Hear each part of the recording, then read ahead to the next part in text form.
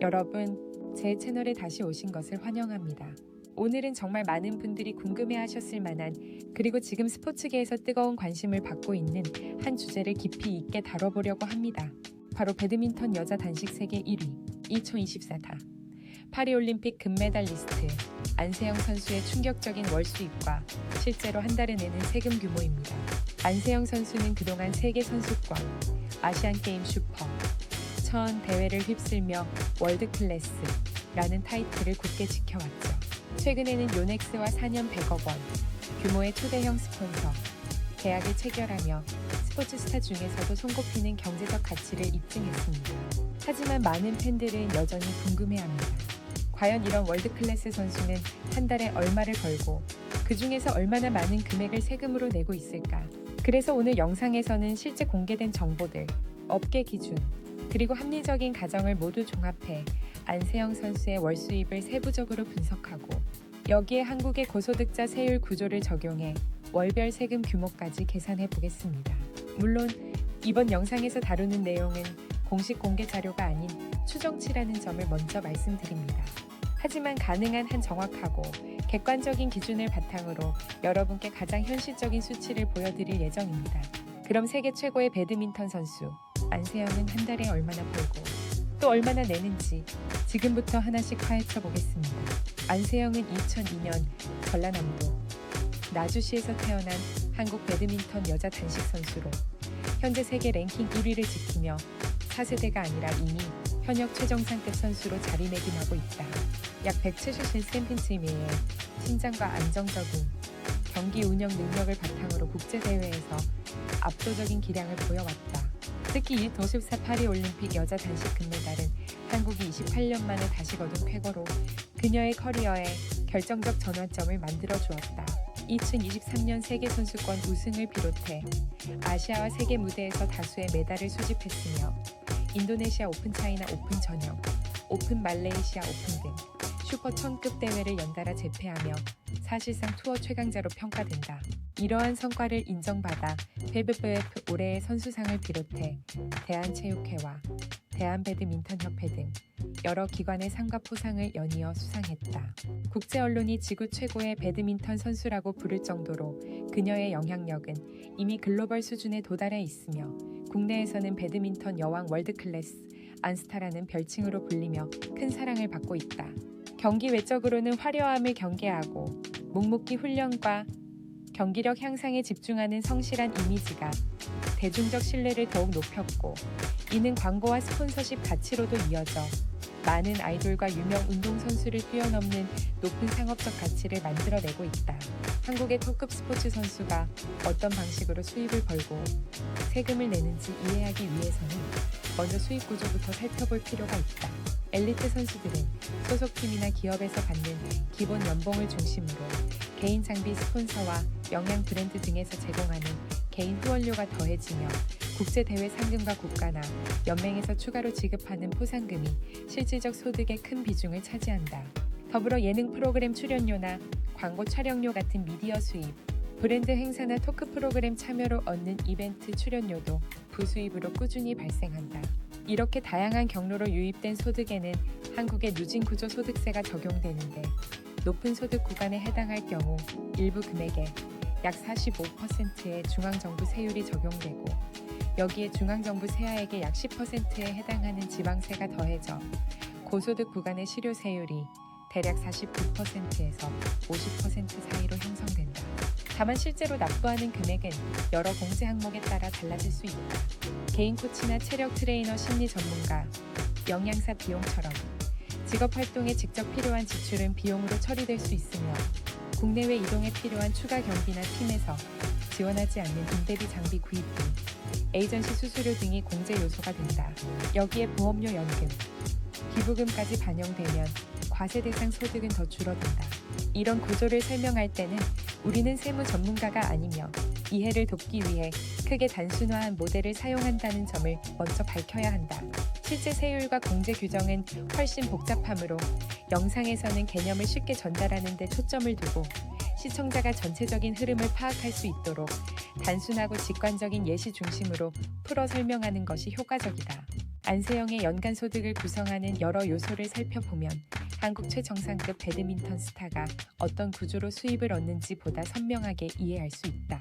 먼저 소속팀인 삼성생명 배드민턴단에서 받는 연봉은 기업팀 특성상 상위권 선수에게 상당히 높은 수준으로 책정된다.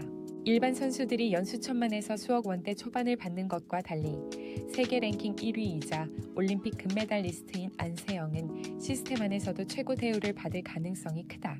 보수적으로 연 2억 원 정도, 월 약 1,670만 원 수준으로 볼 수 있고 낙관적으로는 연 3억 원, 월 약 2,500만 원까지도 합리적인 추정치다. 영상에서는 계산의 일관성을 위해 연 3억 원을 기준으로 잡는 편이 깔끔하다. 개인 스폰서 수입에서 가장 큰 비중을 차지하는 것은 요넥스와의 대형 계약이다. 알려진 데 따르면 4년 총 100억 원 규모의 경기용품 무제한 지원이 포함된 초대형 딜러 연 평균 약 25억 원 수준이다. 이 금액이 모두 고정급여는 아니며 일정 부분은 경기 성적에 따른 보너스가 반영되는 구조로 볼 수 있다. 예를 들어 연 15억 원을 기본 보장으로 두고 우승과 메이저 성과에 따라 연 10억 원 내외의 성과급이 더해지는 형태다. 여기에 영양 브랜드나 스포츠 관련 기업 등 부가 스폰서 계약이 연 2억에서 3억 원 가량 더해질 수 있다. 이를 종합하면 개인 스폰서만으로 연 약 28억 원 정도, 월로 환산하면 약 2억 3천만 원 수준의 수입을 기대할 수 있다. 국제대회 상금과 포상금 역시 안세영의 주요 수입원이다. 슈퍼천과 750급 대회 우승은 수천만 원에서 1억 원 안팎의 상금을 가져다주며 세계 선수권과 올림픽에서의 성적은 국가와 연맹 기업 후원사에서 지급하는 별도 포상금까지 더해져 규모가 커진다. 최근 몇 년처럼 폭발적인 활약을 이어가는 시즌에는 대회 상금과 각종 포상을 합해 연 8억에서 10억 원 정도가 자연스러운 추정이다. 월 평균으로는 약 7천만에서 8천만 원 수준이다. 미디어 출연과 광고 등 이미지 기반 수입은 상대적으로 비중이 작지만 올림픽 금메달 이후 가치는 크게 상승했다. 뉴퀴즈 원더 블럭이나 주요 방송사, 스포츠 특집 등 출연 시에 해당 수백만 원의 출연료를 받을 수 있으며 연 10회에서 15회 정도 출연한다고 가정하면 연 5천만에서 1억 원 정도가 된다. 추가 TV 광고를 찍을 경우 한편에 1억에서 3억 원 정도의 모델료도 가능하지만 과도한 추정을 피하기 위해 연 1억 원 수준의 추가 수입을 넣는 선에서 접근하는 것이 현실적이다. 이외에도 지방자치단체 행사나 체육특강 학교 방문 행사, 브랜드 이벤트와 팬미팅 등에서의 수입도 누적되면 의미 있는 금액이 된다. 한 번의 이벤트당 수백만 원에서 많게는 1,000만 원 이상까지 책정될 수 있으며 연간 5회에서 10회 정도 참여한다고 가정하면 연 3천만에서 7천만 원 정도로 환산된다.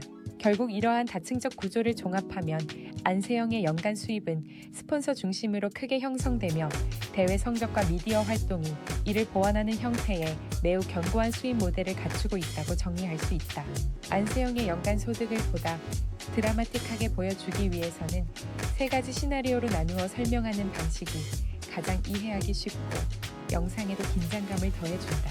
먼저 가장 보수적으로 잡은 경우에는 소속팀 연봉을 연 2억 원으로 두고 스폰서 수입을 연 20억 원 정도로 추정한다.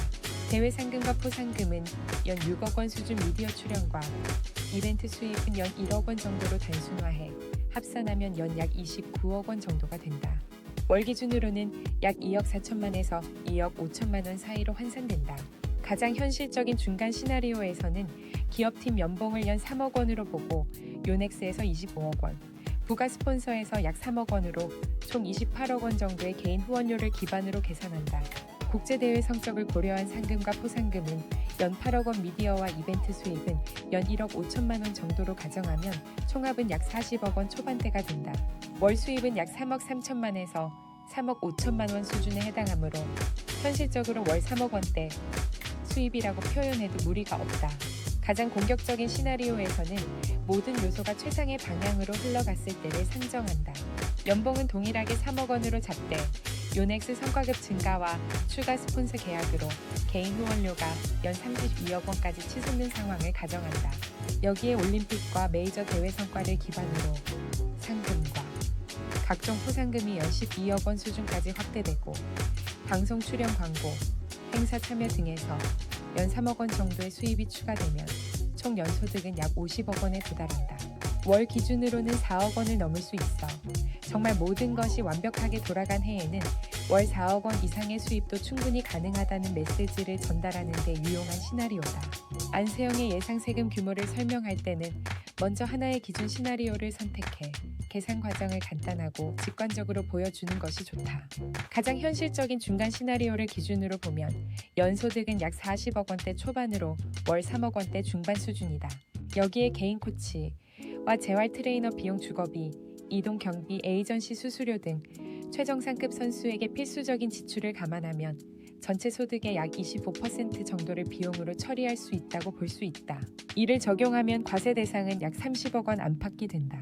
이 금액의 상당 부분이 최고 구간 세율에 해당한다고 가정할 경우 중앙정부 세율 45%가 적용되고 여기에 중앙정부 세액의 10%를 지방세로 추가해 계산하면 연간 약 15억 원 가까운 세금이 산출된다.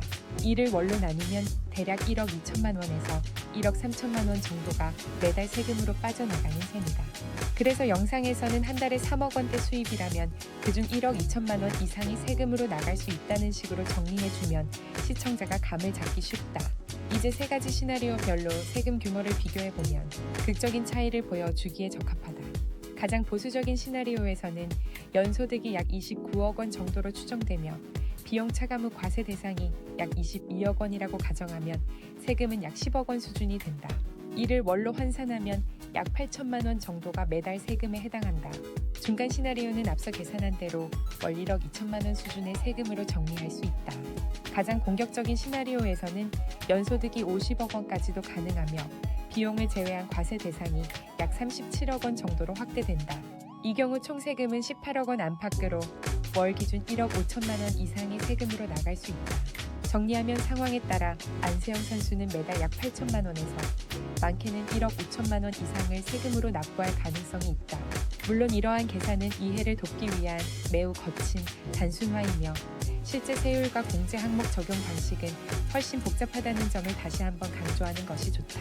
안세영의 재정적 삶과 개인적 이미지까지 살펴보면 단순한 고소득 스포츠 스타를 넘어 매우 일관된 가치관을 가진 선수라는 점이 드러난다. 아시안게임 이후 광고와 방송 출연 요청이 폭발적으로 늘었지만 대부분 정중히 거절하고 오직 훈련과 경기력 향상에 집중해 온 것은 잘 알려진 사실이다. 스스로를 그저 한 명의 선수로 두고 싶다는 태도는 더 많은 수익을 선택할 수도 있는 상황에서도 커리어와 전문성을 우선하는 확고한 기준을 보여준다. 그녀의 훈련 습관은 절제와 자기 관리의 극치에 가깝다. 운동 중독 연습벌레라는 별명이 따라 붙는 것은 단순한 미디어 과장이 아니라 일상적으로 자발적 추가 훈련을 하고 밤늦게까지 체력실을 찾는 성향에서 비롯된 것이다. 이런 유형의 선수는 일반적으로 소비보다는 자기 투자에 많은 비중을 두며 몸과 컨디션을 유지하는 데 필요한 비용을 아끼지 않는 경향이 있다. 또한 상금 일부를 초등부 배드민턴 발전을 위해 기부한 사례에서 볼 수 있듯이 자신이 걸어온 길을 다음 세대에게 돌려주는 데도 관심을 기울이고 있다. 이는 벌어들인 돈을 단순히 소비하는 것이 아니라 자신의 종목 생태계를 위해 다시 순환시키는 방식으로 사용하고 있다는 점을 보여주는 의미 있는 행보다. 이러한 모습을 기반으로 재정적 생활 방식을 합리적으로 추정해보면 대다수 금액은 예금과 채권 투자나 안정형 펀드처럼 위험 부담이 낮은 형태로 묵묵히 축적하고 있을 가능성이 크다. 가족에게 일정 부분 경제적 도움을 제공하는 것도 충분히 예상할 수 있으며 남은 부분은 체력 관리와 의료 심리 케어, 영양 프로그램 같은 자기 투자 영역에 재투입될 것이다. 개인적 즐거움에는 소소한 여행이나 최신 스마트 기기 정도가 포함될 수 있지만 전반적으로 화려한 소비와는 거리가 먼 성향을 유지하고 있을 것으로 보인다. 물론 실제 지출 구조가 공개된 적은 없기 때문에 이러한 내용은 알려진 성격과 행보를 바탕으로 한 합리적 추정일 뿐이다. 영상에서는 이 점을 명확히 밝히면서 그녀의 성실함과 절제된 이미지가 재정적 삶에서도 자연스럽게 이어지고 있음을 강조하면 설득력 있는 흐름을 만들 수 있다. 스포츠 스타의 소득을 공개하거나 추정하는 문제는 언제나 뜨거운 논쟁을 불러오는 주제다. 긍정적인 관점에서 보면 이런 정보는 스포츠가 더 이상 단순한 취미나 꿈으로만 여겨지지 않고 충분한 경제적 가치를 갖춘 하나의 전문 직업이라는 사실을 보여준다. 특히 평범한 출발선에서 시작해 부상과 슬럼프를 겪고도 정상에 오른 선수가 이제는 수십억 원의 세금을 납부하는 수준의 경제적 영향력을 갖게 됐다는 이야기는 많은 청소년에게 강한 동기부여가 될 수 있다. 노력과 성취가 어떻게 현실적 가치로 이어지는지 보여주는 좋은 사례가 되기 때문이다. 반면 부정적인 시각이나 우려도 존재한다. 일부에서는 운동선수도 결국 한 명의 노동자이자 시민일 뿐인데 개인 소득을 지나치게 캐묻고 확대 재생산하는 것이 과도한 관심이라고 주장할 수 있다. 이런 정보가 퍼지면서 불필요한 비교나 질투 심리가 생기고 오히려 선수에게 부담으로 작용할 수 있다는 우려도 나온다. 수입을 둘러싼 억측이 개인을 소비의 대상으로만 보도록 유도하는 것은 분명 조심해야 할 부분이다. 따라서 적절한 경계가 필요하다. 소득 분석의 목적은 사생활 침해나 개인 공격이 아니라 스포츠 산업의 구조를 설명하고 성과가 어떻게 경제적 가치로 연결되는지 보여주는 데 있어야 한다. 교육적 관점과 정보 전달의 목적을 분명히 하면 시청자도 이를 건강하게 받아들일 수 있다. 영상에서는 다음과 같은 메시지로 마무리하면 좋다. 오늘 영상의 목적은 안세영 선수를 깎아내리거나 사생활을 침해하려는 게 아니라 월드클래스 운동선수가 얼마나 큰 경제적 가치를 만들어내는지 그리고 그 뒤에 어떤 노력과 세금이 따라오는지 함께 생각해보자는 데 있습니다.